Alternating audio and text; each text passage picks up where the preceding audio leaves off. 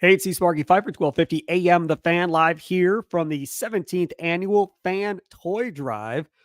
Nathan Marzion there. I'm here, and you can follow Nathan on Twitter at Nathan Marzion. You can follow me at Sparky Radio out here at Blaine's Farm and Fleet in Oak Creek each day, Monday through Friday this week from 8 a.m. till 6 p.m. Come on out, drop off a brand new toy, make a cash donation if you'd like as well, or you can write a check to Children's Wisconsin. We'll take that too.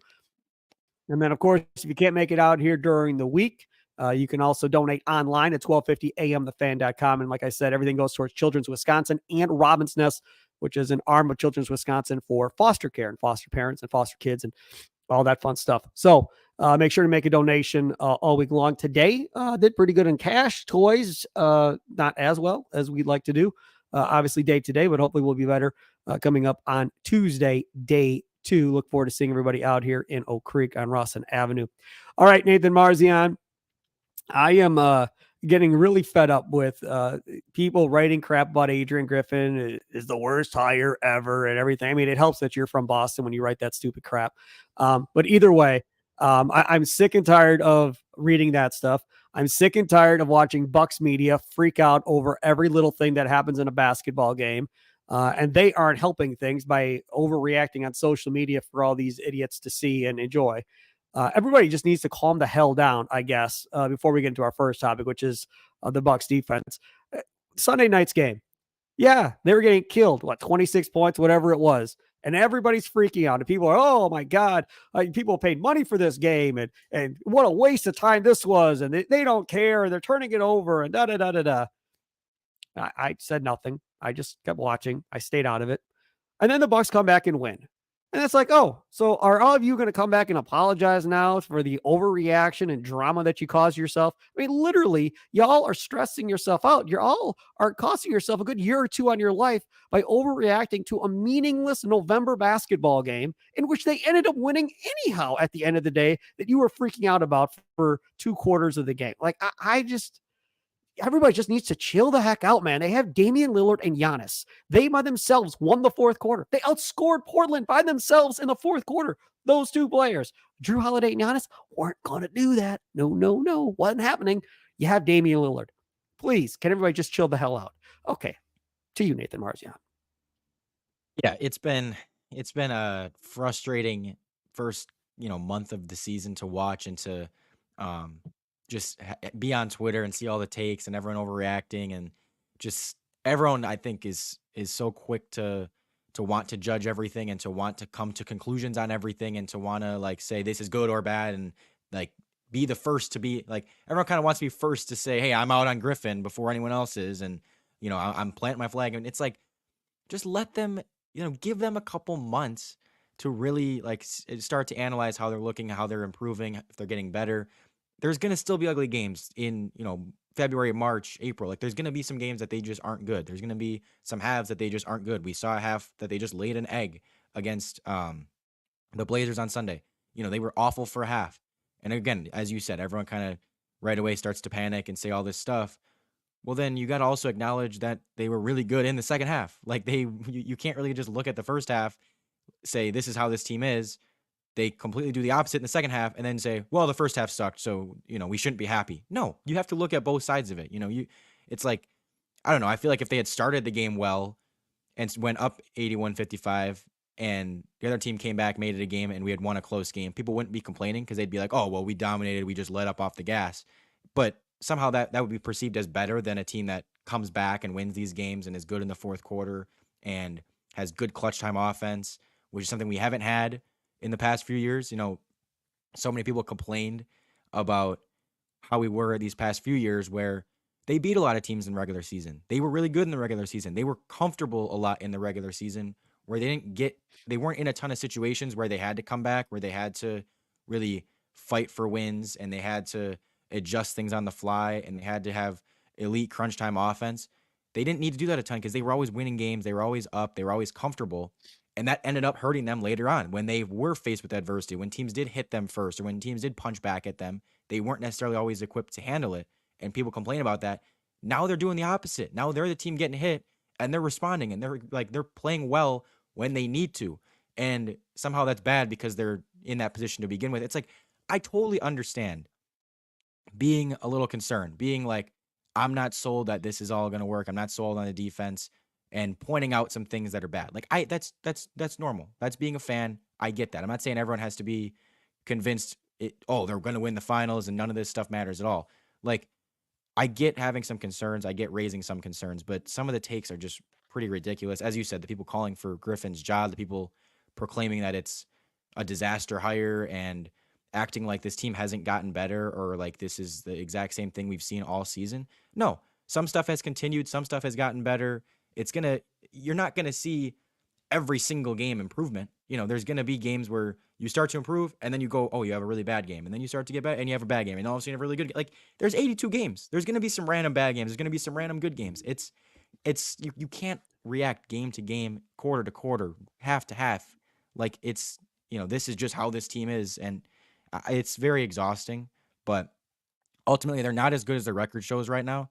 But they are better than a lot of the people that think Griffin sucks and they needs to be fired. They're a lot better than those people are giving them credit for. And I am happy. I tweeted, I'm happy that they're in this position where they're coming back from deficits, playing well in the fourth quarter, getting it done down the stretch when they need to, compared to where they were in the years past, as I said, where you were the team that was kind of holding on to leads and struggling to hold on to leads. And every time there was kind of a close game late, you didn't know if they were going to be able to make the plays late. You don't know if they had the guys late. It's a much more comfortable position to be in, knowing that when the game is close late, I have confidence in my team. And that's what I think makes me more confident in the playoffs, because you're going to be in those situations a lot in the playoffs, and they're more equipped for them now. You know what? That's a great point as far as them blowing leads, and then everybody getting all mad and so forth. How much of it do you think is a situation where when you are the Milwaukee Bucks and you have Giannis and Damian Lillard, that this team is simply knowing that they can turn it on when they have to, that they know they have Giannis and Lillard. They know that, yeah, we're down 26, but these two guys decide they're going to take it over, they're going to take it over. Do you think we're at that point, or do you think they're just getting lucky that this is actually happening game to game? I think there is some element of, and it's not just the Giannis Dame thing, but I think for the team in general, there is some element of they seem to be getting a little bit lazy in the first half, in the first quarter, and then when they need to turn it on, they're really forced. They're turning it on and they're doing well, but I think they're getting lazy. I think that in the second half, there was definitely against the Blazers. There was definitely like a higher activity level defensively, just more effort defensively. And you can kind of see them in the fourth quarters. They have a pretty good defensive rating, and they kind of start to lock in and really just care more on that end. And I don't think that's abnormal. I think most teams with as much talent as they do are going to have that a little bit. Now, I want to see them, not have that at the beginning of games. Obviously, you want to see them come out and be a little bit more ready to go defensively, and just like, again, carrying more on that end from start to finish. And I don't want to act like this is all just an effort thing, because it's not. It's, there are some schematic problems. There are some like serious problems. It's not just, oh, well, they didn't care in the first half and they cared in the second half. But that definitely is something, like that. It's not just a coincidence that when the games are close and when things are on the line, their defense looks a lot better and their team overall looks a lot better than they do in the second quarter of games, when it's just not, there's not that intensity level. So there's some of that for sure. That's the other thing too. When we talk about turnovers and so forth, you say it's not effort. Okay. What would you attribute turnovers to being? Because to me, I've always attributed turnovers to being, especially in basketball, just not mentally being there. When you've got 15, 16, 17, 18 turnovers, to me, that's just a group of people that aren't necessarily tuned into what's going on. I mean, some of those turnovers that we saw on Sunday night were ridiculous. Like, it's what were you looking at before you made that pass? What were you thinking before you made that pass?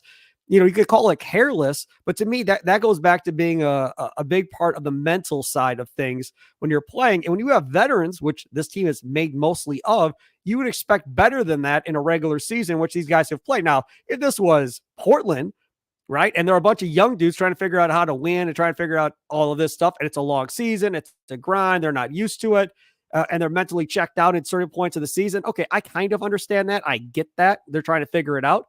When you have a defensive laden squad, you shouldn't be having nearly as many turnovers as what you saw on Sunday. Yeah, and I don't know, maybe some of it just is them, like as I said, just kind of getting a little lazy. You have these early season games against teams that you're expected to beat, and it's just I don't think they're coming into the game as amped up, as focused as they should be, and that's something they're going to address. That's something that I'm sure Giannis knows, and Giannis is talking to guys about, because Giannis is usually the guy that's trying to get that message across of like, we need to be focused start to finish. We got to be Right. ready on defense. And he's not immune to this stuff. He's had some moments where, he has a dumb turnover, or he doesn't box out and he gets lazy. Like, that happens with him too. But I just think that focus level hasn't been there all game and all season. And it's like, when they really all of a sudden look up and they're like, oh, we're down 20. Like, we got to get going. Then they start to get going. They start to find a rhythm. They start to focus a little bit more on both ends. Now, again, I'm not saying that that's the only problem, is that they're coming out lazy and not focusing. There's some actual problems happening. And, some of it's just 3-point percentage from the Blazers just go, like, they started to go cold. They were red hot to start. They went cold in the second half. Some of that is due to effort, but some of that is just due to shooting luck. And as a result, you come back. Same with Boston. Boston was red hot to start the game against Milwaukee. Second half, they cooled off. They didn't hit as many shots, and the Bucks, helped them come back. Like, I don't know. It's not always a predictable thing. It's sometimes the team's just hitting shots on you, and sometimes the team's missing shots on you. Sometimes you're hitting shots, and sometimes you're missing shots. It's hard to predict sometimes, and I just think, again, I want to see them come out with more focus start to finish, but ultimately, I mean, I'm glad that when the game's on the line, they are very good. Let's talk about topic number one. Could believe that none of that was topic number one. We just were talking to start off the podcast a little bit here. Again, don't forget Green and Growing Podcast. Download it on your Odyssey app, where you download your favorite podcast app. You also can stream it or watch it later on your Odyssey Sports YouTube page. We broadcast live from the Toy Drive, 17th Annual Fan Toy Drive, along with 103.7 KISS FM all week long from Blades Farm and Fleet in Oak Creek. Do you believe the Bucks defense will be better by the end of the season? Because in reality, that's what we're talking about here. And I don't know if you follow that Bucks film. What is it? Bucks film room or whatever it's called. Yeah. On Twitter. But that dude put out some videos, none of which are very encouraging. And a lot of it has to do with veterans, again, not making rotations, not knowing where they're supposed to be. And looking at that, right? And again, it's a smaller scope, but looking at those videos, it almost feels like there's either two things going on here. A, effort, that's can be questioned, which he did question on those tweets, or B, they simply don't know what the hell they're doing still, and are still trying to figure this thing out. You've had all of training camp, and you're into the end of the first month of the season. I go back to my original point, which is this is a veteran team. And as a veteran team, most of these guys have played in numerous defenses at some point during their career. Malik Beasley's been on almost every team in the NBA. So you should understand or have an idea or familiarity with what Adrian Griffin is asking you to do in different situations. And it doesn't appear they have a clue at this point, Nathan. I mean, I wouldn't say they don't have a clue. I mean, their last 8 games, and they're not playing against the best competition, but they're 10th in defensive rating in the last 8 games. So again, this whole idea that like the defense is still as bad as it was before, to me, is not true. It just seems like, and again, I know that they've played an easier schedule, but they also played a pretty tough schedule to start, so that didn't help their defensive rating. And it's just like, I see some improvements. I like that they're changing some stuff up. I like that they're not sticking to one defense and not willing to change anything. They're just doing something over and over that's not working. No, like there are problems that continue. There are some problems with over helping. There are some problems with rotations. There are some problems with several things. And I do think that as the season goes on and they just become more familiar, not only with the scheme, but with playing with each other, it's like knowing your personnel and not having, Giannis does have to change a little bit how he plays defense when Drew is not at the top and it's Dame instead. And everyone else has to change a little bit of their defense, and bringing Brook out or keeping Brook down low, like that changes things, and experimenting with that is going to change things. I think there's just a lot of moving parts, and early on in a season with a new team and new personnel and a new coach and a new scheme, it's gonna just take a little bit of time to get it to where they're in sync and where they're really all bought in and all just together playing good team defense. And I don't think that it's something I'm going to be freaking out about until, again, I'm going to give it at least a couple months. I'm going to give it closer to the All-Star break. And if it's still the same thing and it's still just like, and I don't think they're ever going to get to a point where they're consistently a good defensive team. I think it's always going to be a little bit of their weakness. And, again, ideally you get it to minimize that weakness as much as possible. But I still think at the end of the season, there's going to be games where, yeah, the defense looked bad tonight. Man, they looked like they could use another perimeter defender tonight and blah, blah, blah.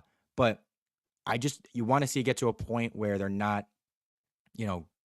consistently giving up close to 130 points or whatever. And again, I mean, they only gave up 102 last game. Yes, it started out super ugly, but again, some of that is just due to red hot shooting that is abnormal. Like they started 60 something percent from three. That's on their first 20 attempts. That's usually not going to happen. And they cooled off, and we only ended up allowing 34 in the second half. So there's good and there's bad. And as we talked about earlier, I do feel like a lot of people are looking at the bad and treating it as though that's the only thing we're seeing. And it's like, I've seen some good too. I've seen some good stretches. I've seen some, when they do lock in and when they, in the fourth quarter, they've done a lot of good things on defense.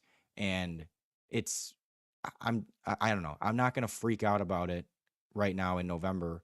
I do expect it to get better. And I think with reps and with increased effort, I think they'll be okay. I agree with you. I think the defense will be fine too. I think it's just going to take some time for them to figure it out. I would have liked to seen a little bit more progress than what I've seen so far from this defense, because again, like I said, they're all vets. In my opinion, it shouldn't take this long. This isn't some foreign concept as far as the defense he plays. This is a defense that's played around the league. He's not the only one that plays it. So I want to see it get better. But as I've talked about before, I'm going to emphasize again, and will throughout the season, if he's going to play these guys a bunch of minutes, and this defense is based completely on effort, just like every defense is based completely on effort, but this one even more when, you're blitzing guys and doing different stuff. I guess you rest a little bit in a zone to a certain degree. But, if it is that much effort based, far more than Bud's it was on defense, how are these guys going to look when they're in the middle of the playoffs in May? Like, are they still going to have their legs? Or what is that going to look like? Because if they don't have their legs and they're dragging, they're going to look horrible on the defensive side of the floor. And that's the one thing I kind of still question by how this whole thing plays out. All right, let's get to topic number 2. After this, we have to talk about Khris Middleton's latest setback. That's next here on Green and Grow. Back on Green and Growing, live from the Toy Drive here at Blaine's Farm and Fleet on Rawson Avenue in Oak Creek, a couple minutes east of I-94, out here Monday through Friday this week, 8 a.m. to 6 p.m. Come on down, say hi. Let's chat about some sports as well and donate a brand new toy, either one that you could hear at Toyland and Blaine's Farm and Fleet. They have a ton of toys. If you pick it up before you get here, that's fine too. Just drop it into the box, and it will be on its way for the holidays towards Children's Wisconsin and Robin's Nest. You make a cash donation or donate online if you can't make it down here. No big deal. 1250amthefan.com. Again, 1250amthefan.com. How concerned are you about Khris Middleton going forward now with the Achilles issue? And before we went to break and I said we were going to do this, Marzion smirked from ear to ear because he knows what's coming. And that is my questioning the entire offseason of whether or not this dude can actually stay healthy all year. And it's been an ongoing thing with me. And now we have an Achilles thing. And I will simply say this. They better be 1,000% sure that Achilles is fine before he steps back foot onto a floor. Like, there is no need to rush him at this point. So if this dude needs 3 weeks to figure out that Achilles is fine, great. But if he comes back and that Achilles goes bye-bye, then their playoff chances just got downgraded as well if they lose him for the year with an Achilles injury. So they better be damn certain that Achilles is good to go before they put him back on the floor, and not, oh boy, he's hurt again. We better rush him back out there, because everybody's going to start questioning whether or not, he's healthy enough to play, and start worrying about public opinion. Screw public opinion. Make sure that Achilles is good before you send him back out there. I don't want to have any pain whatsoever or soreness before you send him back out there. It's frustrating. Can't say I'm surprised. It's always something. But either way, just take your time and put him back out there. Am I concerned about him going forward? Absolutely I am. I was before the season. I still am now. Go ahead, Marzion. Yeah, I mean, yeah, for sure, take your time with it. Now he is already questionable for tomorrow's game. He was right away ruled out for Sunday's game, but so that is a good sign to me that like he's they already think he has a chance to play. They already, I mean, they said it was a precautionary thing. He didn't even need any X-rays or any imaging on it. So that's a very good sign to me that I was like, okay, this isn't anything super serious. But of course, you still want to see them, take it as, um, be as patient as possible with it because, as you said, I don't care what the public thinks. I don't care if fans are freaking out and, because of him sitting and blah, blah, blah. You got to make sure that dude's healthy at the end of the year, no matter what that takes. And so, yeah, wait until he's 100% okay to play.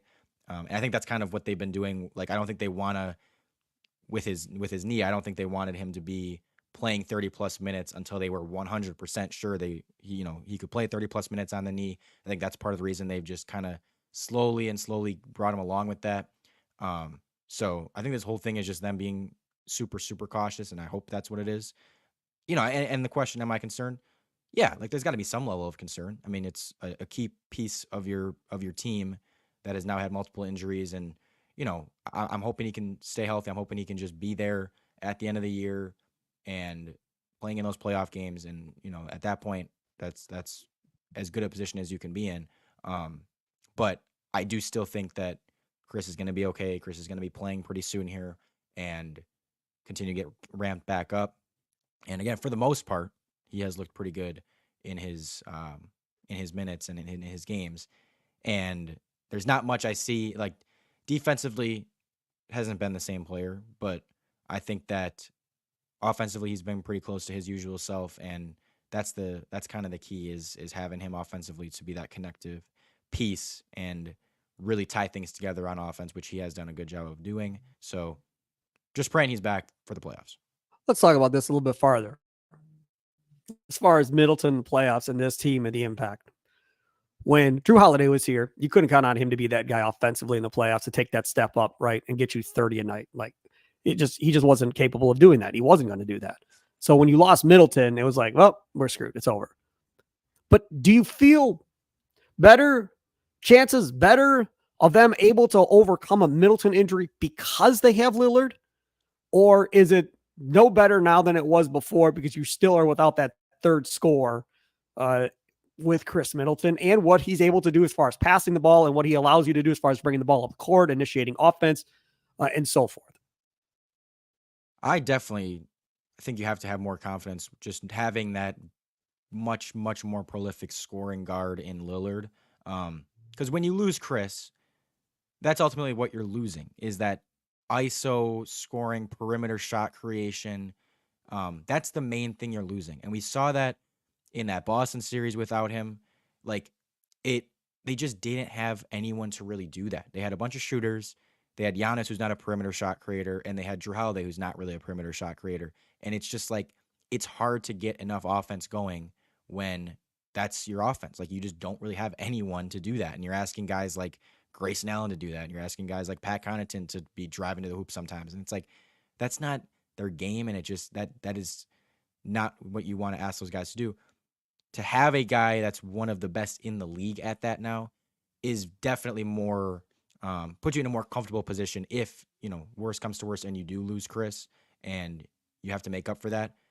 Dame can make up for that in what he gives you offensively with the perimeter shot creation and all of that stuff. So I think you have to be a little bit more confident just knowing that they have Lillard, because when they didn't have a scorer like this that can get his own shot, score in ISO situations, pull up shooting, off the dribble stuff, that is something that was just sorely lacking when Khris would get hurt. And it was like you were relying on, again, this is one of the things I was like, I'm glad Khris can be our third option now because he's asked to be that guy even a little bit less. Before it was like he was the perimeter shot creator. He was your perimeter offense late in the shot clock. That was the guy you were trying to get the ball to. Now that's Dame. Now that's Khris is the second guy to do that. And so it's like, it's not as, obviously we want Khris playing, but it's not as big of a blow when he's not playing now than it was before. Yeah, I agree with you on that.